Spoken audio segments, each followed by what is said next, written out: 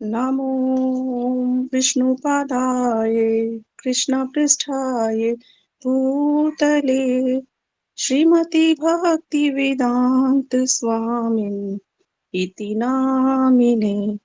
नमस्ते सरस्वती देवे गौरवाणी प्रचारिणे निर्विशेष शून्यवादी पाश्चात्य देशतारिणे।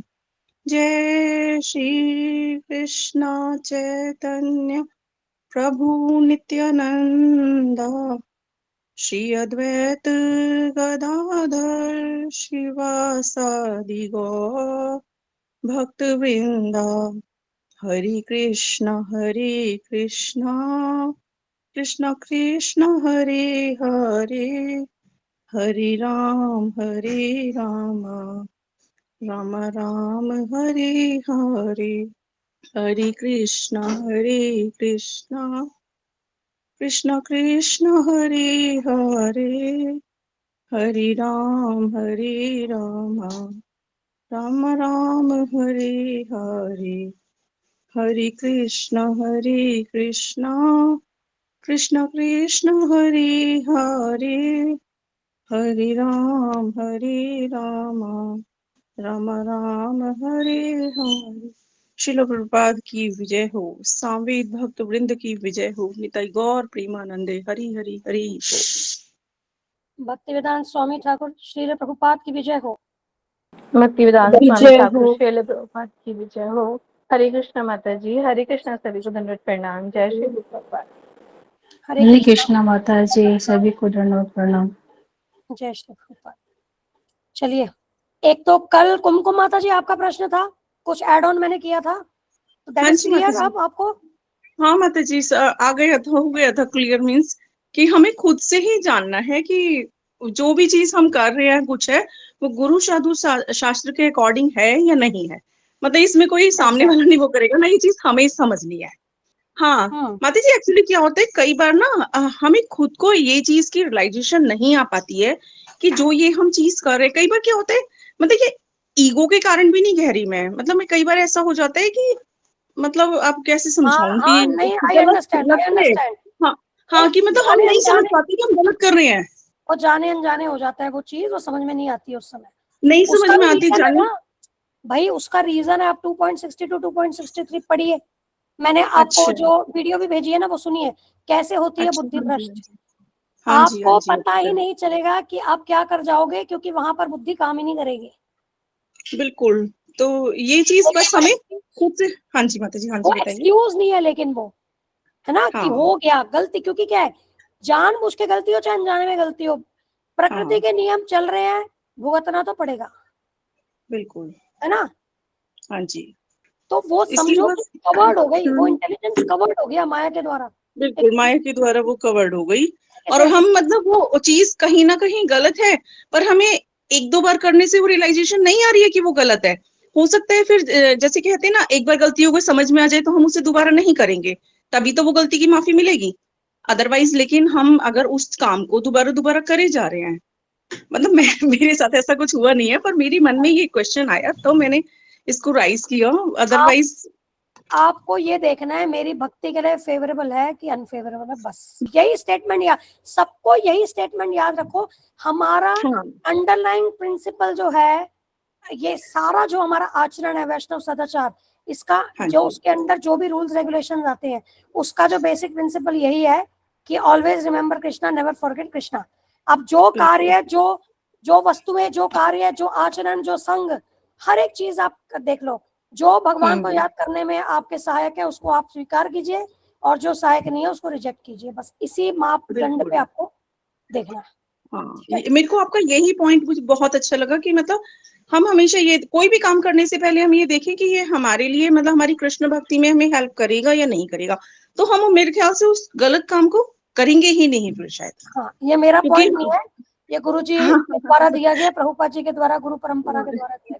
मीन्स मतलब ये कहने ठीक है, का मीन्स है कि हाँ, आपने समझाया। क्योंकि हाँ ये रूप थैंक यू गोस्वामी माता जी का जी। पढ़ोगे ना शिक्षा में, ये उपदेशामृत, उसमें आता है अच्छा कि क्या होता है अच्छा कि अच्छा।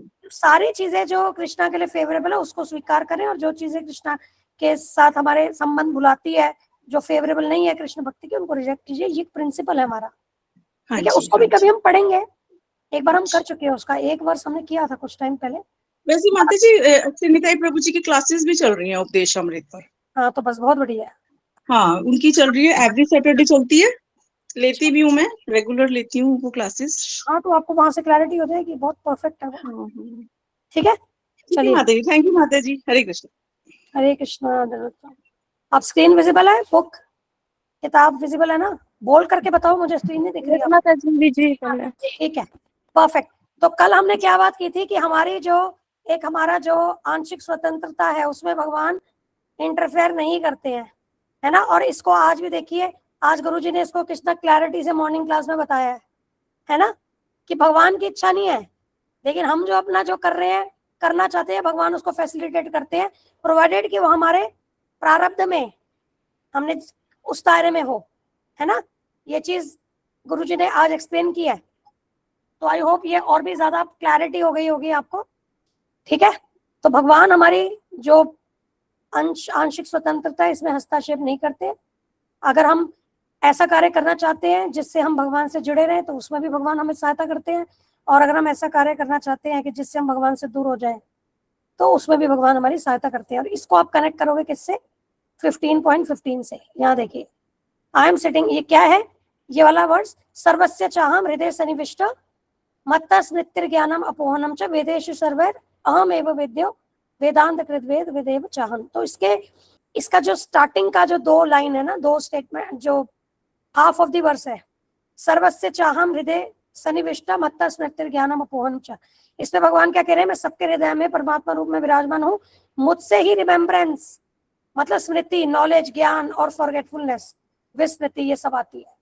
तो हम भगवान को याद करना चाहेंगे तो वो परमात्मा रूप में हमें भगवान याद करवाएंगे स्वयं को, लेकिन अगर हम उन्हें भूलना चाहेंगे तो भुला भी देंगे, ज्ञान देंगे, ज्ञान से प्रकाशित करेंगे हमें।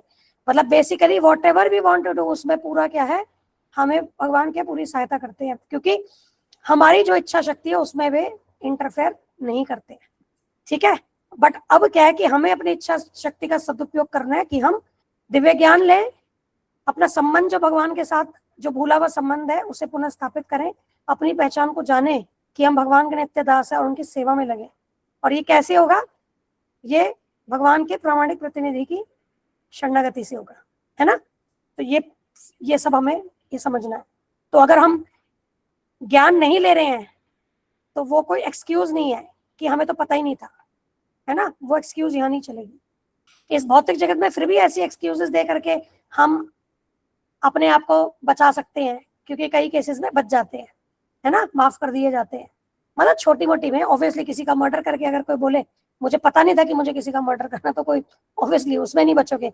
बट मैं कह रही छोटी मोटी जब गलतियां करते हैं और कई बार ऐसे बोलते हैं ओ मुझे पता नहीं था, तो ठीक है, हो जाता है, वहां माफी हो जाती है। लेकिन यहाँ भगवान का जो लॉ है ना उसमें नहीं होगा, ठीक है। ये इस लॉ में नहीं होगा कि हम वहाँ एक्सक्यूज करें कि मुझे पता ही नहीं था कि मुझे भगवद गीता का ज्ञान लेना है, मुझे पता ही नहीं था कि मनुष्य जीवन का जो वो है, जो उद्देश्य है वो अथा तो ब्रह्म जिज्ञासा। तो ये एक्सक्यूजेस नहीं चलेगी, ठीक है। We have got this human life, हमें दिव्य ज्ञान लेना होगा और हमें क्या है, भगवान के साथ अपना संबंध के जोड़ना होगा, जो हम भूल गए हैं। अब यहाँ देखिए, परीक्षित महाराज said it is not that if I say there is no God that there will be no God or that I will not be responsible for what I do। अगर ऐसा नहीं है कि मैं बोलूँ कि भगवान नहीं है तो वास्तव में ये चीज हो जाएगी कि ठीक है भगवान भी नहीं है और इसलिए मैं कोई जिम्मेदार नहीं हूँ, जो भी मैं कार्य कर रहा हूँ उसके लिए जिम्मेदार नहीं हूँ। तो ऐसा नहीं है, ठीक है। The atheist deny God due to their sinful activities. If they thought that there were a God, they would shudder at the thought of punishment. Therefore, they deny his existence. अब जो एथीस्ट है, atheist कौन होते हैं? जो नास्तिक होते हैं। और थीस्ट क्या होता है? ये ए हटा दो यहाँ से, ठीक है। अगर आप ए हटा दोगे तो थीस्ट कौन होते हैं? जो भगवान में विश्वास रखते हैं।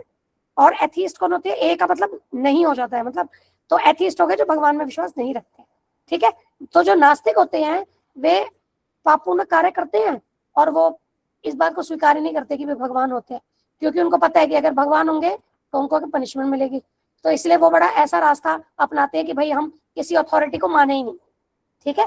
अब जैसे कोई चोर है, मान लो वो चोरी कर रहा है, उसका काम है भाई चोरी करना, और वो बोले मैं तो नहीं मानता कि कोई लॉ एंड ऑर्डर होता है, या कोई गवर्नमेंट की एक अथॉरिटी है, उसमें कोई क्रिमिनल को हैंडल करने के लिए पूरा लॉ एंड ऑर्डर का डिपार्टमेंट है, मैं तो नहीं मानता, है ना, और वो चोरी करता रहता है, तो इसका मतलब ये तो है नहीं कि वो बच जाएगा।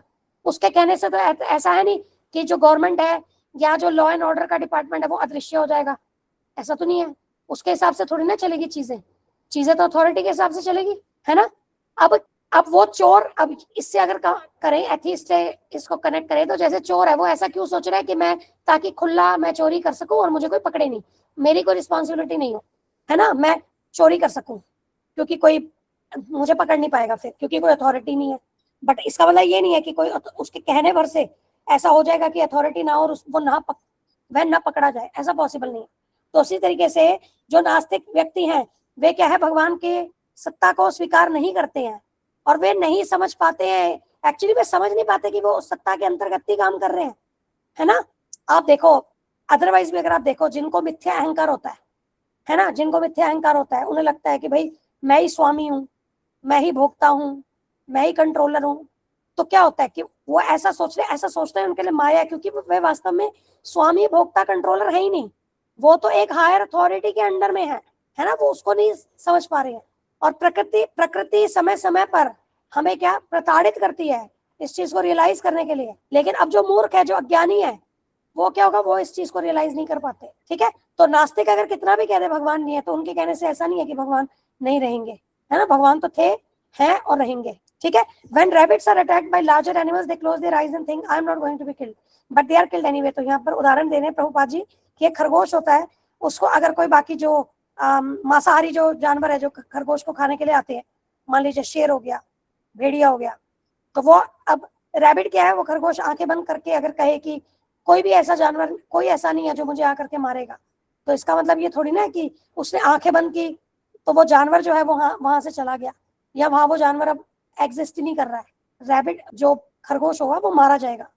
तो ये उसी प्रकार से हुआ, भगवान की सत्ता को, भगवान के अस्तित्व को नकारना इसी रैबिट के या कबूतर के लिए भी कहते हैं ना, कबूतर की तरह आंखें बंद कर लोगे तो ऐसा थोड़ा ना बिल्ली उसको नहीं खाएगी, बिल्ली तो आकर के उसको खा जाएगी, बस उसने आंखें बंद करी तो बिल्ली उसको नहीं दिख रही है, तो इसका मतलब ये थोड़ी ना कि बिल्ली का अस्तित्व ही चला गया।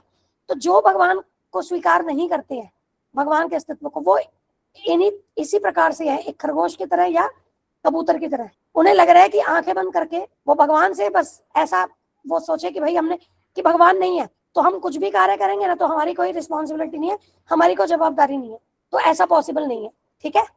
तो इस तरीके से इग्नोरेंट, ऐसे लोग कौन है, इग्नोरेंट है, ठीक है, ये तमोगुणी है। सही को देखो, तमोगुण में क्या होता है, आप सही चीज को गलत समझते हो, गलत चीज को सही समझते हो, ठीक है। देखो एक चीज समझो, सिर्फ ज्ञान के रेस्पेक्ट में मैं आपको बता रही हूँ, सतोगुणी कौन होता है, जो चीजों को सही रूप में देखता है, वो ज्ञान लेता है और उसका जो जीवन है वो ज्ञान से प्रकाशित होता है। तो वो अपनी इंद्रियों से भी जो चीजें देखता है, समझता है, वो भी सब क्या है, वो ज्ञान के अंतर्गत वो चीजें समझता है और देखता है, तो वो सही रूप में चीजें समझ पाता है। अब रजोगुणी कौन होता है, कंफ्यूज्ड, वो कंफ्यूज होता है क्योंकि वो बहुत अहंकार में है, प्राउड है, वो बहुत ज्यादा, ठीक है, वो अपने आप को बहुत हायर समझ रहा है, अपने आप को सुपीरियर समझता है, तो इस तरीके की मेंटालिटी, तो वहां पर उसको कंफ्यूजन होती है कि मैं क्या चीज सही है क्या चीज गलत है, उसको कंफ्यूजन होती है। और तमोगुणी क्या होता है, वो सही को गलत समझता है, गलत को सही समझता है, ठीक है, सही को गलत, गलत को सही। तो ये तमोगुण, ये पूरा एक्सट्रीम एक आ गया। सतोगुण सही को सही रूप में समझ पा रहा है, गलत को भी सही तरीके से समझ पा रहा है, कि जो चीज गलत है वो समझ पा रहा है ये गलत है, वो डिफरेंशिएट कर पा रहा है सही गलत को। और ये बीच की अवस्था क्या आ गई, रजोगुणी, ये कंफ्यूज है, क्या करे क्या नहीं करे, मतलब क्या चीज सही है क्या चीज गलत है। अब पहले राजा महाराजा क्या होते थे, पहले राजा महाराजाओं को मंत्री जो होते थे वे गाइड करते थे, आपको याद है ना, क्योंकि राजा महाराजा किसमें है, रजोगुण में है, क्षत्रिय रजोगुण में है, और जो उनके मंत्री होते हैं वो सतोगुण में है। अब क्षत्रिय को कंफ्यूजन होगी क्योंकि उसको कोई सतोगुणी व्यक्ति जब गाइड करेगा तब वो परफेक्ट वे में काम कर सकता है। तो इस तरीके से वर्णाश्रम जो ना ऐसे व्यवस्थित था, ऐसे और वर्णों के रेस्पेक्ट में भी हम चीजें समझ सकते हैं, ठीक है। तो अब यहाँ पर देखिए, तो ये जो अगर नास्तिक की बात करें, कौन है, ये तमोगुणी है, क्योंकि वे क्या समझ रहे हैं, सही को गलत, गलत को सही। उन्हें लग रहा है कि भगवान नहीं है पर भगवान तो है, उन्हें लग रहा है कि मुझे पनिशमेंट नहीं मिलेगी क्योंकि कोई अथॉरिटी नहीं है, मेरी कोई रिस्पॉन्सिबिलिटी नहीं है, मैं जो भी करूं, तो ये समझ उनकी क्या हो गई, गलत हो गई। जबकि एक अथॉरिटी है, भगवान है, उनकी रिस्पॉन्सिबिलिटी है, उन्हें पनिशमेंट झेलनी होगी अगर वो नियम तोड़ेंगे, तो हो गया ना बिल्कुल विपरीत। तो ये लोग, ये किसमें होते हैं, ये तमोगुणी, ठीक है। अब आगे देखिए, Similarly, we may deny the existence of God and his laws, but still God and his laws are there. In the High Court, one may say, I don't care for the law of government, but he will be forced to accept the government law. If one denies the state law, he will be put into prison, duly punished. तो इसी तरीके से अगर हम कहें कि भगवान नहीं है, भगवान के लॉ नहीं है, भगवान का कोई नियम नहीं है, तो हमारे कहने से ऐसा नहीं होगा। भगवान है और भगवान के नियम भी हैं। कोई व्यक्ति हाई कोर्ट में जा करके कहे कि मुझे कोई मतलब नहीं है, गवर्नमेंट के जो भी रूल्स है, नियम है, मुझे कोई मतलब नहीं है, फिर भी क्या है, उसको फोर्सफुली उस नियम को स्वीकार करना होगा। ठीक है, वो उससे बच नहीं सकता है। और अगर वो मना करता है कि मैं इस नियम को नहीं स्वीकार करता हूं, तो उसको जेल में डाल दिया जाएगा और उसको फिर दंड भोगना पड़ेगा। Similarly, one may foolishly decree the existence of God by various means. There is no God or I am God, but ultimately one is responsible for all his actions, both good and bad. और इसी प्रकार से अगर कोई मूर्ख व्यक्ति है, वो भगवान की सत्ता को, भगवान के अस्तित्व को स्वीकार नहीं करता, ऐसा कह करके कि मैं भगवान, कि there is no god and I am god, मतलब ऐसा कह करके कि भगवान नहीं है या मैं भगवान हूं। तो अलग अलग, देखो मैं आपको बताती हूँ, नास्तिक जो होते हैं ना, उनके अलग अलग तर्क होते हैं। ठीक है, एक मिनट रुको, आपको स्क्रीन दिख रही है ना? जी माता जी। ठीक है, मैं आपको एक लिंक दूंगी। ठीक है, आपको सिर्फ 1 मिनट वो दिखा रही हूँ कि वो क्या है। ये देखो, नास्तिक तर्क और उनका खंडन। ठीक है, ये मेरी एक प्लेलिस्ट है, इसमें मैंने आप 5-6 प्रकार के जो भी अलग अलग नास्तिक तर्क है ना, ये देखो 6 है ये नास्तिक तर्क। ठीक है, अब देखो इसको मैं आपको नास्तिक तर्क बता रही हूँ कैसे है, सिर्फ इसको आप इसको देखो।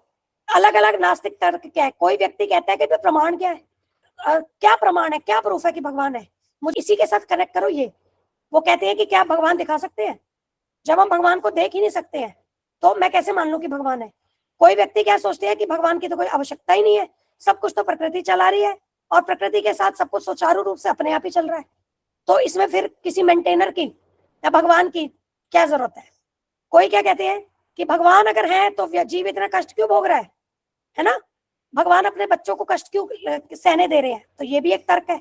कोई तर्क क्या दे रहे हैं कि भगवान का विचार तो समाज में इसलिए लाया गया ताकि नैतिकता को बनाए रखें, कि भगवान से डर से क्या है, लोग थोड़े मॉरल और नैतिकता फॉलो करेंगे। वास्तव में भगवान नहीं है, ये तो कॉन्सेप्ट है, एक विचार है। और बाकी क्या कहते हैं, वे कहते हैं कि विज्ञान जो है वो, मतलब वैज्ञानिक ओरिएंटेड लोग हैं, साइंटिफिक साइंस ओरिएंटेड, वे कहते हैं विज्ञान ईश्वर और प्रकृति के विषय में हर उत्तर दे सकता है।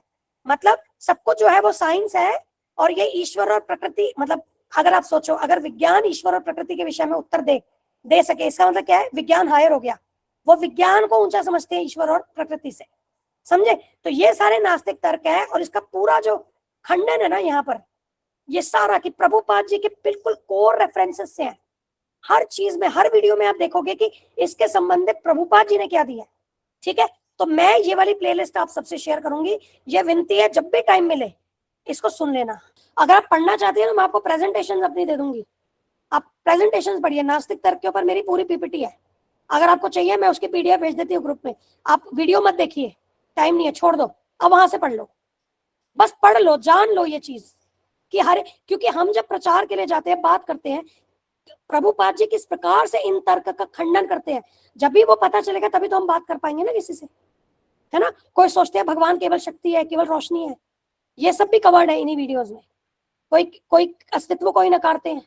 तो सारी चीजें क्या है, हमें पता होना चाहिए कि कोई हमें आकर के बात करे तो हमें उसको क्या जवाब देना है। उसके लिए डीपली जब तक नहीं पढ़ोगे ना, तब तक इफेक्टिव प्रचार हम नहीं कर सकते, है ना? तो वो जरूर प्रयास करना है। ठीक है, तो यहाँ पर अब आगे प्रभुपाद जी क्या कह रहे हैं कि अगर हम भगवान को, जो मूर्ख व्यक्ति हैं वे भगवान की सत्ता को स्वीकार नहीं करते हैं, है ना, वो कहते हैं भगवान नहीं है, या वे स्वयं को ही भगवान समझते हैं, लेकिन अल्टीमेटली क्या होता है, उनको अपने जो भी एक्शंस है, सही गलत, सबका भुगतान तो उसको करना ही पड़ता है, उसी की जिम्मेदारी है। तो इसका मतलब आज हम अगर कोई दुख भोग रहे हैं तो उसके जिम्मेदार भगवान नहीं है, हम स्वयं है। मनुष्य जीवन एक रिस्पॉन्सिबिलिटी का जीवन है, जहाँ हम बच नहीं सकते ऐसा सोच करके कि सब कुछ भगवान पे डाल दिया, प्रकृति के पे डाल दिया, या अज्ञानता के ऊपर डाल दिया कि मुझे तो पता ही नहीं था। मनुष्य जीवन एक जिम्मेदारी का जीवन है। ठीक है, बाकी योनियां जो है वो क्या, वो भोग योनि है। बाकी योनियों में क्या होता है, देखो, जो भी व्यक्ति कार्य, जो भी वो जीव उस योनि में कार्य कर रहा है ना, वो उस योनि के समाप्त होते हैं, वो अगली उसके ऊंची ऊपर वाली योनि में जाता है। इसको कहते हैं कि जो प्रोग्रेशन जो है निम्न योनियों से उच्च योनि में वो एक नेचुरल रूप में वो आगे बढ़ता जाता है ऊपर की योनि की ओर। लेकिन मनुष्य योनि ऐसी है कि यहाँ पर अगर हमने जानवर वाले कार्य किए तो हम निम्न योनि में गिर जाएंगे, क्योंकि हम ये जो मनुष्य जीवन है ये रिस्पॉन्सिबिलिटी का जीवन है। ये अगर हमने इरेस्पॉन्सिबली जिया, अगर जानवर की भांति जिया, हमने चेतना जानवर के समान, जिस योनि के जीव के समान हमने अपनी चेतना यहाँ रखी मनुष्य शरीर प्राप्त करते हुए भी, तो अगली हमें उसी पशु की योनि मिलेगी, क्योंकि ये योनियां जो है ये चेतना के स्तर के आधार पे, ठीक है। परंतु जो दूसरी जो मनुष्य से नीचे वाली जो योनि है वो क्या भोग योनि है, उसमें ग्रेजुअली क्या है, वो नीचे की योनि से ऊपर की योनि में आत्मा ट्रेवल करती जाती है। लेकिन मनुष्य योनि ऐसी है कि यहाँ से नीचे की योनि में पतन हो सकता है, ठीक है। तो हमें बहुत केयरफुल रहना है कि हमारी चेतना जो है उसको ना गिरने दे, उसके स्तर को ना गिरने दे। और चेतना के स्तर को कैसे बढ़ाएंगे? आध्यात्मिक ज्ञान लेकर के, है ना। जब चेतना आध्यात्मिक ज्ञान लेकर के शुद्ध होगी तो समझिए हमारी बुद्धि शुद्ध होगी। बुद्धि शुद्ध होगी तो जो हम कार्य करेंगे, बुद्धि शुद्ध होगी तो क्या करेंगे? बुद्धि की शुद्धता का क्या मतलब है? बुद्धि अब आध्यात्मिक होती जा रही है, भौतिक मलिनता उसकी निकलती जा रही है, खत्म होती जा रही है। और जब बुद्धि आध्यात्मिक होती जा रही है तो क्या करेगी? वो मन को कंट्रोल करेगी, इंद्रियों को कंट्रोल करेगी, है ना, कृष्ण सेवा की ओर लेकर के जाएंगे। तो ये जीवन जो है ना ये बहुत रिस्पॉन्सिबिलिटी का जीवन है, ठीक है। तो ये रिस्पॉन्सिबिलिटी बहुत इंपॉर्टेंट है, इसको ध्यान रखिए। कभी भी किसी भी चीज का दोष किसी पे नहीं मढ़ना है। वैसे यहाँ तो लोगों को आप देखो, चलो भगवान और प्रकृति तो अलग बात है, कई बार क्या होता है दो लोग आपस में भी जब किसी बात पे विरोधाभास होता है ना, एक दूसरे पे ब्लेम करते हैं, है ना, कि नहीं ये तो तुमने ऐसा किया था, ठीक है। तो ऐसा नहीं, जो है उसको जिम्मेदारी लो, स्वीकार करो और उसको करेक्ट करो, है ना, उसको ठीक करो। According to the law of karma और law governing activities, if we act properly and perform pious activities we are awarded by good fortune, and if we act sinfully we have to suffer, ठीक है। तो ये जो प्रकृति के नियम है उसके अनुसार क्या है कि जब हम अच्छे कार्य करते हैं, शास्त्र अनुकूल जब कार्य करते हैं तो हमें अच्छा भाग्य मिलता है ना, और अगर हम पाप पुण्य कार्य करते हैं तो हमें सफर करना पड़ता है, ठीक है। अब आप एक चीज और समझिए कि हम बात करते हैं पाप की और अपराध की। पाप और पुण्य क्या है? पाप क्या होता है कि जो शास्त्रों के विरुद्ध कार्य होता है वो पाप होता है, और पुण्य क्या होता है? जो शास्त्रों के अनुसार कार्य होता है वो पुण्य होता है, ठीक है। भक्ति तो अलग हो गई, ऑब्वियसली भक्ति क्या है?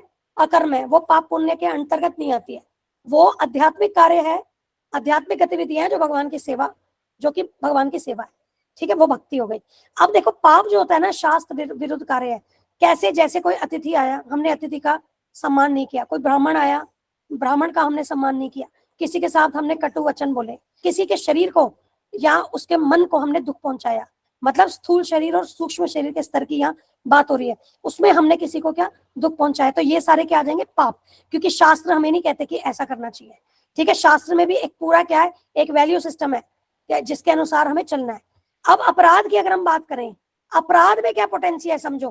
पाप जो है वो स्थूल शरीर और सूक्ष्म शरीर से संबंधित जो भी हम किसी को हर्ट करते हैं, कष्ट करते हैं, परेशान करते हैं, उस लेवल का है। लेकिन अपराध के केस में आपको क्या हो रहा है? कोई शुद्ध भक्त है, हमने उनका निरादर किया, है ना, हमने भक्तों के प्रति हमारा जो बिहेवियर है उसमें हमने क्या है, हमने उसमें कमी कर दी, हमने भक्त की निंदा कर दी। तो अब ये सारी चीजें जो है ना, ये आत्मा के स्तर पे है, ये आत्मा का पतन करती है, समझे आप? ये आत्मा का पतन करती है, ये भक्ति को नाश करती है। वैष्णव अपराध भक्ति तक को, जबकि अगर आप 2.40 पढ़ोगे भगवद गीता में, उसमें क्या आता है? 2.40 जानते हो श्लोक? नेहा भी क्रम नाशो अस्ति प्रत्यवायो न विद्यते स्वल्पम अपि अस्य धर्मस्य त्रायते महतो भयात्। ये जो हमारा भक्ति का, जो भी हमारे भक्ति में जो एफर्ट्स है वो कभी भी उनका क्या नाश नहीं होता, ह्रास नहीं होता, उसमें हानि नहीं होती है, न हानि होती है न ह्रास होता है। और इस पे जो थोड़ी सी भी अगर हम प्रगति करते हैं, थोड़ी सी प्रगति भी हमारी महान से महान भय से रक्षा करती है। लेकिन अगर हमने वैष्णव अपराध किया, मतलब इस श्लोक के हिसाब से क्या आ रहा है कि हम जो भी करेंगे वो हमारा प्रिजर्व रहेगा, है ना। गुरुजी जैसे बताते हैं, आप भक्ति में जहां पर आपने इस जीवन में छोड़ा, उस अगले जीवन में उसके आगे से आपकी शुरू होगी। जबकि भौतिक विद्या आप ABCD से यहाँ भी शुरू कर रहे हो, अगले जन्म में भी ABCD से शुरू करोगे, है ना। कोई वहां पर बॉर्न, ये नहीं है कि कोई यहाँ पर डॉक्टर बन के मर गया तो अगले जन्म में डॉक्टर पैदा हो जाएगा, भौतिक में ये नहीं है। लेकिन अध्यात्म में ABCD से मान लो आप M तक पहुंचे तो अगले जीवन में N से आपकी भक्ति शुरू होगी। एक तो ये चीज हमें समझनी है, क्योंकि भक्ति का फल क्या है? वो शरीर पे निर्भर नहीं करता, वो आत्मा दिव्य फल है वो, ठीक है। लेकिन अगर हम वैष्णव अपराध करते हैं तो ये फल भी जो है जो दिव्य फल है, ये इसमें कमी आ जाएगी। ठीक है, कि भक्ति के फल को भी वो नाश करता है वैष्णव अपराध, इतना पोटेंसी। तो ये आत्मा का पतन करता है। अब जो पाप है वो किसके स्तर पे है? स्थूल शरीर और सूक्ष्म शरीर के स्तर पे। जो अपराध है वो किसके स्तर पे आ गया? वो आत्मा के स्तर पे। आप समझे? और आत्मा का पतन करता है, उसकी ऐसी पोटेंसी है। और अपराध जो हमें राधा रानी के चरणों से दूर रखता है। ठीक है, तो ये डिफरेंशिएशन भी ना पता होनी चाहिए। तो आई थॉट कि ये पॉइंट आया तो हम इस पे बात करें। ठीक है, आई होप ये क्लियर है। ठीक है, अब हमें लेकिन क्या करना है? अब यहाँ समझने की बात क्या है कि हम जो वैष्णव आचरण सीख रहे हैं, है ना, जो गुरुजी ने हमें वैष्णव एटिकेट्स का पूरा क्लासेस हमें दी है, जो हम उसको सीख रहे हैं, प्रयास कर रहे हैं। अब ऐसा नहीं है कि हम सोचे कि वो वैष्णव आचरण जो है वो सिर्फ वैष्णवों के साथ ही करना है, वो सभी के साथ करना। ठीक है, ये ध्यान रखना, हमें डिफरेंशिएट नहीं करना। क्योंकि सदाचार क्या है? वैष्णव सदाचार क्या है? जिस प्रकार से साधु वैष्णव जन आचरण करते हैं वैसा। और साधु वैष्णव जन क्या होते हैं? सभी के मित्र होते हैं, सभी के हितैषी होते हैं, सभी के साथ उनका व्यवहार जो होता है वो बिल्कुल सही होता है ना। तो वैसा आचरण हमें करना है, तो डिफरेंशिएट नहीं करना। ठीक है, अब यहाँ देखिए, देयरफॉर सुखदेव गोस्वामी, अच्छा और क्या है? ये जो है, ये जो अलग अलग पाप कर्म है ना, इसके लिए अटोनमेंट, इन कर्मों से, इन पाप कर्मों से कैसे बचे, तो कुछ अटोनमेंट के भी वो दे रखे हैं। लेकिन अल्टीमेटली क्या? अटोनमेंट मतलब उसका पश्चाताप। लेकिन उसमें समझने की बात क्या है? अगर आपको याद होगा, हमने शायद कहाँ पढ़ा था, परीक्षित महाराज ने बात की थी ना इनको, सुखदेव को। हाँ, ये मेरे ख्याल से इसमें आएगा, इसी बुक में आएगा शायद, जब हम तपस्या वाला चैप्टर पढ़ेंगे ना इसमें, इस किताब में, तब वो क्लियर होगा कि परीक्षित महाराज ना पूछते हैं सुखदेव गोस्वामी जी से कि ये जो इतने पाप पूर्ण कार्य हैं, इसके लिए प्रायश्चित दे रखे हैं, लेकिन ऐसे प्रायश्चित का फायदा क्या है? कि ये तो गज स्नान के बराबर हुआ कि आपने उसको क्या है तो कुछ करेक्ट किया, लेकिन उसके बाद आप वापस वही कार्य कर रहे हैं, है ना। तो एक ये भी चर्चा है, ये हम आगे करेंगे। पर क्या है, तो इसका मतलब क्या है कि जब तक व्यक्ति क्या है कि पूर्ण रूप से आध्यात्मिक स्तर पे नहीं आएगा ना, तब तक वो इस बंधन में ना फंसा ही रहेगा, पाप पुण्य के बंधन में। और पाप में भी मान लो वो अगर सोचता भी है ना कि मैं दोबारा ऐसा पाप नहीं करूंगा, और कुछ वो मतलब ऐसा संकल्प लेता है, लेकिन वो फिर भी उसकी टेंडेंसी गिरने की हो जाएगी, क्योंकि उसने अभी कृष्ण भावनामृत को नहीं अपनाया है। तो अगर हम बात करें पॉजिटिव क्वालिटीज की, परफेक्ट क्वालिटीज की, वो केवल एक कृष्ण भक्त में ही आपको मिलेंगे। जो भी भौतिक स्तर में है, उनमें जो भी वो पाप पुण्य, जो भी चीजें, ये सब उनका जो भी चल रहा है ना, वो गज स्नान के बराबर ही रहेगा सब कुछ। वो क्या करेंगे? वो कुछ पाप करेंगे, फिर वो सोचेंगे कि नहीं, थोड़ा सा मैं आगे से नहीं करूंगा, या कुछ थोड़ा पश्चाताप किया, फिर पुनः वही पाप करेंगे, फिर पुनः वही करेंगे। क्यों? क्योंकि वे अभी आध्यात्मिक स्तर पे नहीं आए हैं। और भौतिक स्तर में क्या है? वो कलमश से युक्त है, तो वो गलतियां तो उनसे होगी। तो इस तरीके से भी आप डिफरेंशिएट, अब इसी से आप समझिए अब क्यों अपराध जो है वो इतना सीवियर क्यों है। क्योंकि जो भक्त है वो क्या है? वो आध्यात्मिक स्तर पे है, वो सभी जीवों का हितैषी है ना। उसका आचरण जो है वो एकदम परफेक्ट है, वो किसी का बुरा नहीं करता है। तो अगर कोई उसके साथ बुरा करने का प्रयास करेगा, तो वहां पर तो क्या है कि फिर तो उसका भगवान ही हिसाब लेंगे। क्योंकि भगवान कहते हैं, भगवान अपने प्रति ऑफेंसेस को फिर भी टॉलरेट कर लेंगे, लेकिन अपने भक्त के प्रति ऑफेंस को भगवान टॉलरेट नहीं करते हैं। ठीक है, तो इसको आगे पढ़ेंगे, आई थिंक तपस्या वाले चैप्टर में आएगा। अब आगे देखिए, देयरफॉर सुखदेव गोस्वामी सेज, अब इसका ट्रांसलेशन पढ़ रहे हैं हम। You should know that you are responsible, and according to the gravity of your sin, you should accept some time of atonement as described in the Shastras. Sukhdev Goswami इसलिए बता रहे हैं कि आपको ये समझना होगा कि आप जिम्मेदार हैं, और जैसा भी प्रकार का आपने पाप किया है, आपको कोई ना कोई पश्चाताप आपको उसके लिए करना ही पड़ेगा, और जो कि हमारे शास्त्रों में बताया गया है पश्चाताप। इसी के रेस्पेक्ट में आगे विल स्टडी, ठीक है, जब वो चैप्टर आएगा। Just as doctors are sought when one is diseased, according to the Vedic way of life, there is a class of Brahmins to whom one should go for prescribed atonement for sinful activities. तो यहाँ प्रभुपाद जी कह रहे हैं जिस प्रकार से doctor के पास जाया जाता है जब कोई व्यक्ति बीमार होता है, वो डॉक्टर के पास जाता है, इसी तरीके से वैदिक मेथड क्या है जीवन का, उसमें क्या होता है, ब्राह्मण, कुछ स्पेसिफिक ब्राह्मण होते हैं, एक स्पेशल ब्राह्मण, जो कि क्या है कि पश्चाताप की क्रियाएं करवाते हैं। अगर कोई व्यक्ति उनके पास वो कोई पाप करता है, तो उसे उस ब्राह्मण के पास जाकर के अपने पश्चाताप के लिए जो भी क्रियाएं हैं जो शास्त्र में बताई गई है उसको संपन्न करवाना होता है। ठीक है, there are different types of atonement, और ये जो पश्चाताप है ये विभिन्न प्रकार के होते हैं। If a person commits a sin and counteracted by penance, that is atonement. यहाँ पर क्या कह रहे हैं, यदि मनुष्य कोई पाप करे और तपस्या के द्वारा उसका प्रतिकार करे तो यह प्रायश्चित कहलाता है। ठीक है, तपस्या। तो अगर कोई व्यक्ति पाप करता है और कोई तपस्या करके उसको प्रतिकार करने का प्रयास करे, ठीक है, तो इसे प्रायश्चित कहते हैं। और ये आप क्रिश्चियनिटी में देखोगे आप देखिए, there are examples of this in Christian Bible. Shukdev says that one has to execute the prescribed atonement according to the gravity of his sinful activities. तो क्रिश्चियंस में आप देखते हैं ना कि ये लोग क्या कहते हैं, कन्फेस करते हैं. जो फादर होता है ना, उनके पास जा करके कन्फेस करते हैं संडे जा करके, और जो उन्होंने पाप किया होता है तो वह अटोनमेंट है, ठीक है, उसका प्रायश्चित है. तो बाइबल में ऐसे एग्जाम्पल्स दिए गए हैं कि किस प्रकार से पश्चाताप, लेकिन वो हो नहीं पाता है, क्योंकि जब तक व्यक्ति भौतिक स्तर पे है वो गलतियां करता ही रहेगा, है ना. वो अब आपको पता है कि 4 प्रकार के दोष होते हैं बद्ध जीव में, है ना. कौन से दोष होते हैं बताइए? बद्ध जीव में 4 प्रकार के दोष होते हैं. माता जी, धोखा खाना, धोखा देना पहला तो ये है, और झूठ बोलना, मतलब वो धोखा देने में आ गया. क्या था? त्रुटियां करना, सॉरी, हाँ, त्रुटियां करना, गलतियां करना जी. और भ्रमित होना, हाँ, भ्रमित होना, और अपूर्ण इंद्रियां माता जी, अपूर्ण इंद्रियां, ठीक है. तो अब आप देखो, इसको आप लॉजिकली देखो, कोई जा करके पश्चाताप कर ले, लेकिन अभी उसने कृष्ण भावनामृत लिया नहीं, अपनी चेतना को शुद्ध किया नहीं, है ना. चेतो दर्पण मार्जनम, चेतना तो केवल हरिनाम से ही शुद्ध हो सकती है, सीधी सी बात है, ठीक है. और कोई तरीका तो है ही नहीं चेतना की शुद्धि का. अब व्यक्ति ने वो मार्ग तो लिया नहीं अभी कृष्ण भावनामृत का, जाके वो क्या प्रायश्चित कर रहा है, कुछ तपस्या कर रहा है, कुछ विधि विधान फॉलो कर रहा है कि चलो मैंने ये पाप किया तो मैं इसका पश्चाताप कर लूं. लेकिन क्या वो वास्तविक पश्चाताप हो पाएगा? नहीं हो पाएगा, क्योंकि वो अभी बद्ध अवस्था में, उसके अंदर ये 4 दोष है. और इन दोष के अंतर्गत क्या होगा, वो जो भी कार्य करेगा, जो भी बोलेगा, सब कुछ क्या होगा? त्रुटिपूर्ण होगा. समझ रहे हैं? तो त्रुटिपूर्ण होगा तो वो गलतियां करेगा ही, है ना. वो गज स्नान की तरह ही हुआ कि हाथी है, वो जल में जाकर के वो अपने आप को साफ किया और बाहर मिट्टी में फिर जाकर के लेट गया, सारी मिट्टी अपने ऊपर लगा ली, है ना. फिर वो जाकर के पानी में जा रहा है, अपने आप को शुद्ध कर रहा है, फिर मिट्टी लगा रहा है, ये हो गया, ठीक है. वास्तविक में अगर हम वास्तव में बात करें, अगर पश्चाताप, हम जन्म जन्मांतर जो भी हमने किया है, भगवान से हम विमुख हुए हैं, हमने पता नहीं कितने अनंत पाप किए हैं, कितना हमने क्या है अपना पतित, अपने आप को पतित किया है, उसका वास्तविक अटोनमेंट, वास्तविक पश्चाताप बस एकमात्र ही है कि हरि नाम को अपना ले. बस हरि नाम का जप करें, कीर्तन करें, भगवान की शरणागति ले गुरु के माध्यम से, ठीक है, प्रामाणिक गुरु के माध्यम से भगवान श्री कृष्ण की शरणागति ले. That is the actual atonement. कि जब हम एक बार जो हमने याद है पढ़ा था, इसी में प्रभुपाद जी ने क्या बोला कि शरणागति कितनी सरल है, केवल भगवान के पास जाकर के नतमस्तक होना और उन्हें कहना कि भगवान मैं जन्म जन्मांतर आपको भूल गया था, अब मैं आपकी शरण में आया हूं. बस यही करना है, यही वास्तविक पश्चाताप है. अगर आइडियली अगर हम इसको अपने पाप कर्मों के साथ जो हमने विगत अपने जीवन में किए हैं, मतलब अपने अनंत जीवन में किए हैं, जन्मों में, अनंत जन्मों में किए हैं, उसका एकमात्र यही है कि आप सरेंडर कर लो कि मैंने बहुत गलती की है, अब मैं आपके शरणागत हूँ, मुझे माफ करो और मुझे अब बचा लो, प्लीज सेव मी, है ना.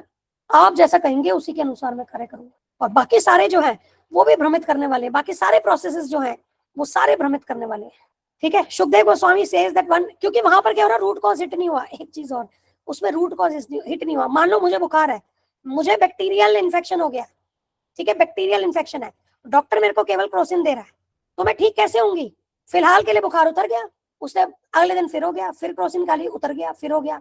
क्या हो रहा है? बार बार वही संक्रमण हो रहा है. अब संक्रमण को तो हिट ही नहीं किया, मारा ही नहीं, है ना. उसी प्रकार से भगवान की शरणागति तो हमने ली नहीं, जिससे कि जो संक्रमण हमारे अंदर, कौन सा संक्रमण है? वही भौतिक संक्रमण, जो अपने आप को हम ऐसा प्रकृति के इन्फ्लुएंस में आकर के हम अपने आप को जो स्वामी समझ रहे हैं, भोग की इच्छा रख रहे हैं, है ना. यही तो हमारी बीमारी यही है ना, भवरोग, मतलब जन्म मृत्यु जरा व्याधि. इसका मूल क्या है कि हम अपने आप को, अपनी पहचान भूल गए हैं और हम यहाँ पर क्या एंजॉय करना चाहते हैं. तो यही हमारी बीमारी है. We think we are enjoyer, कि हम यहाँ पर एंजॉय करें. तो जब तक इस बीमारी को हिट नहीं करेंगे, इसको खत्म नहीं करेंगे, तो अगर आप सिम्टोमेटिक ट्रीटमेंट जितना भी कर लेंगे, आपने कॉज को ठीक नहीं किया, तो वो सिम्टम्स तो आते रहेंगे ना. इसीलिए व्यक्ति बार बार क्या है कि पश्चाताप करता है, फिर दोबारा वो पाप में चला जाता है, फिर पश्चाताप करता है, फिर पाप करता है, क्योंकि उसने क्या किया, क्रोसिन खा ली, बस फिलहाल के लिए उसको दबा दिया बुखार को, पर पुनः क्योंकि संक्रमण है तो पुनः वो बुखार आएगा, पुनः वो पाप करेगा. ठीक है, इस तरीके से आप समझ सकते हैं. देखो, सारी चीजों को लॉजिकली आप देखो, कॉमन सेंस से आप समझो, शास्त्रिक एविडेंस पे समझो, साइंस के आधार पे समझो. गुरुजी ये चारों आधार पे, चारों तरीके से हमें एक एक बात बताते हैं अपने कोर्स में. हर रेस्पेक्ट से आप क्या है कि इन कॉन्सेप्ट को समझ सकते हो. ठीक है. A physician may prescribe an expensive medicine or a cheap medicine according to the gravity of the disease. For a headache, he may simply prescribe an aspirin. But if there is some severe illness, he may prescribe the surgical operation that will cost thousands of dollars. Similarly, sinful activities are diseases, so one should follow the prescribed cures to become healthy.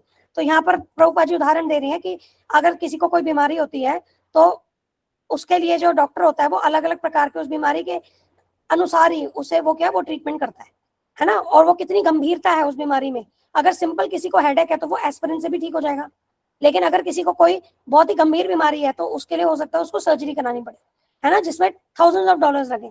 तो उसी तरीके से ये जो पापपूर्ण activities हैं ये बीमारी की तरह ही है, और इसमें क्या है कि जो भी हमारे को शास्त्रों में हमें जो बताया गया कि किस प्रकार से उन पापों का प्रायश्चित करना है, तो उसे व्यक्ति को पालन करना पड़ता है। ठीक है, अब ये पाप भी होते हैं ना, कि पापों की क्या सीवियरिटी होती है ना, इसको मंडे को बात करेंगे। ठीक है, क्योंकि अभी रीडिंग करनी है। वैसे मैं आपको अभी भी वो बता सकती हूँ, बट आई थिंक रुक जाइए थोड़ा सा, इसको आगे हम कंटिन्यू करें तो उसको मंडे को करेंगे। ठीक है, सीवियरिटी जैसे यहाँ बता रहे हैं ना प्रभुपाद जी कि सिंफुल एक्टिविटीज की क्या सीवियरिटी, तो वो सीवियरिटी के ऊपर हम बात करें। ठीक है, बट उसमें हमें ये नहीं है कि कम सीवियर वाली है तो हमें बचना तो सभी से हमें, ठीक है, करना कुछ नहीं है। अच्छा, इसके साथ एक चीज आप और समझिए कि जब हम धर्म को ब्रेक करते हैं तो क्या होता है, तब हम पाप पूर्ण कार्यों की तरफ संलग्न हो जाते हैं। बेसिकली धर्म पालन करें तो उसके लिए जो 4 हमारे रेगुलेटिव प्रिंसिपल्स हैं उनको भी आप कनेक्ट कीजिए कि क्यों प्रभुपाद जी ने हमें वो 4 रेगुलेटिव प्रिंसिपल्स दिए ताकि हमारी शुद्धि हो, है ना, हम पाप करने के लिए प्रेरित ना हो। तो वो जो 4 प्रकार के जो हमारे जो 4 धर्म के पिलर्स हैं उसके कॉरस्पॉन्डिंग प्रभुपाद जी ने 4 नियम दिए हैं। ठीक है, रेगुलेटिव प्रिंसिपल सबको पता है ये चीज कि 4 जो रेगुलेटिव प्रिंसिपल है वो धर्म के 4 स्तंभ उनके आधार पे ही है। जिसको नहीं पता प्लीज हैंड रेस कीजिए। सबको पता है कि धर्म के 4 स्तंभ उन्हीं के आधार पे है, अंकिता माता जी। अच्छा, और कोई जिसको नहीं पता है? ठीक है, तो देखिए धर्म के 4 पिलर्स होते हैं, 4 पिलर्स। ठीक है, और हमारे रेगुलेटिव प्रिंसिपल्स जो हैं वो उन्हीं 4 पिलर्स से ही डिराइव किए हुए हैं ताकि हम वो धर्म के पिलर को ना तोड़ें। तो इसके ऊपर भी हम मंडे को चर्चा करेंगे डिटेल में। ठीक है, एक तो पाप के प्रकार शास्त्रों के अनुसार क्या है, और धर्म के 4 पिलर्स और उनसे संबंधित क्या हमारे 4 नियम है। ठीक है, तो ये 2 जो टॉपिक है इसको हम 15 मिनट 10 से 15 मिनट लेंगे, और क्योंकि मैं एक स्लाइड पे लिख करके आऊंगी ताकि क्या है क्विकली हो जाएगा वो। ठीक है, और आप उसको नोट भी कर सकते हैं और मैं ग्रुप में भेज दूंगी ना फिर स्लाइड, उसको रीड भी कर लेना। ठीक है, तो ये 2 चीजें हमें, क्योंकि उससे क्या है कि जैसे दवाई होती है ना और दवाई के साथ में हमें परहेज करनी होती है, तो हमारी दवा तो देखो हरि नाम है। ठीक है, ये समझ लो दवा क्या है, हरि नाम है। पता है ना वो उसमें भजन में बताते हैं ना, जीव जागो गौरचंद्र बोल, उसमें क्या कहते हैं गौरंग महाप्रभु कि मैं ये औषधि तुम्हारे लाया हूँ जो तुम्हें इस भव रोग से निकालेगी, इस बीमारी दूर करेगी तुम्हारी, है ना, इससे तुम औषधि। तो हरि नाम जो है वो हमारी क्या औषधि है, और जो परहेज है उसके लिए जो डाइट परहेज वो हमारे regulative principles. By accepting the chain of birth and death the soul accepts the disease condition. The soul is not subject to birth death और disease because it is a pure spirit. तो यहाँ पर क्या है कि आत्मा ने ये बीमारी कैसे स्वीकार की है, इस जन्म मृत्यु के चक्र में फंस करके। ठीक है, इस जन्म मृत्यु के चक्र में फंस करके आत्मा जो अब क्या है उसने ये बीमारी वाली कंडीशन जो है इसको स्वीकार की है। ठीक है, अब ये आत्मा जो है इसका ना जन्म होता है ना मृत्यु होती है ना बीमारी। जन्म मृत्यु जरा व्याधि ये आत्मा के ऊपर तो लागू ही नहीं होते, है ना, क्योंकि आत्मा क्या है अपरिवर्तनीय है ना। तो और आत्मा जो है ये क्या है, because it is pure spirit. ठीक है, ये भगवान का आत्मा जो है वो भगवान का अंश है। ठीक है, भगवान है सच्चिदानंद, आत्मा भी सच्चिदानंद है।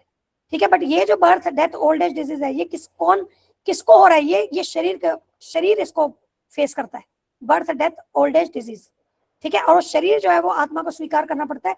जब आत्मा भगवान से विमुख होती है और उसे होता है कि भाई मैं भगवान के बिना मैं अपना खुशी या सुख खोज लूं, तो वो यहाँ भौतिक जगत में डाल दी जाती है, और यहाँ पर शरीर स्वीकार करना पड़ता है, भौतिक शरीर, और फिर जन्म मृत्यु जरा व्याधि ये मामला पूरा शुरू हो जाता है।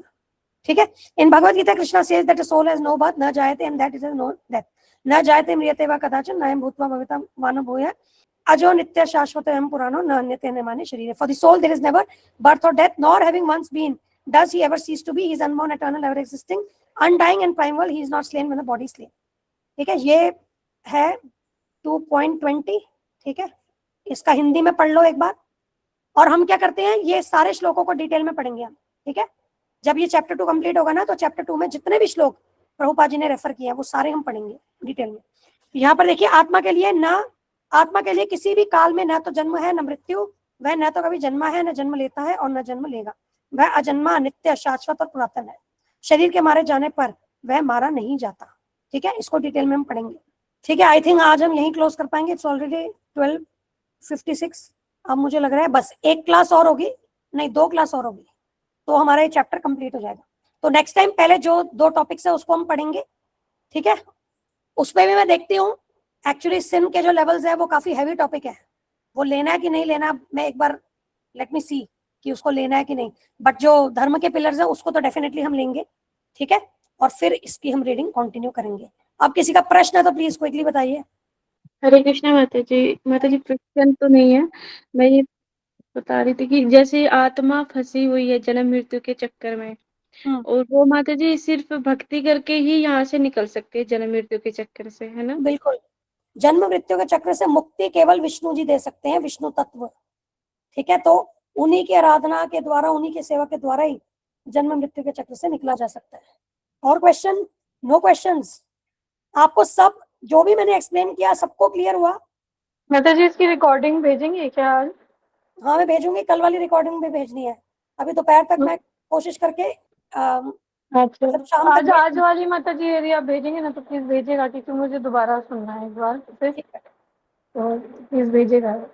मेरे पास अभी 1-2 घंटे में आएगी, मैं उसको प्रोसेस करके दोपहर में कोशिश करूंगी भेजने की। ठीक है, 3-4 बजे, अभी कितना 1 बज रहा है ना, 3-3:30 बजे तो मेरे पास आएगी ये रिकॉर्डिंग, तो मैं भेज दूंगी। उसके बाद फिर मेरे को थोड़ा एडिटिंग करना होगा, शाम या रात तक ही आएगी। ठीक है, भेज दूंगी। ठीक है माता जी, कोई नहीं, आप भेज दीजिएगा। You have a Sunday also in any case, हम परसों मिल रहे हैं अब तो, है ना, कल तो छुट्टी हाँ है। जी माता जी, ठीक है। हरे कृष्णा माता जी, दंडवत प्रणाम, जय श्री हरे प्रभुपाद। कृष्णा, थैंक यू, धन्यवाद, प्रणाम, जय श्री प्रभुपाद, हरि बोल।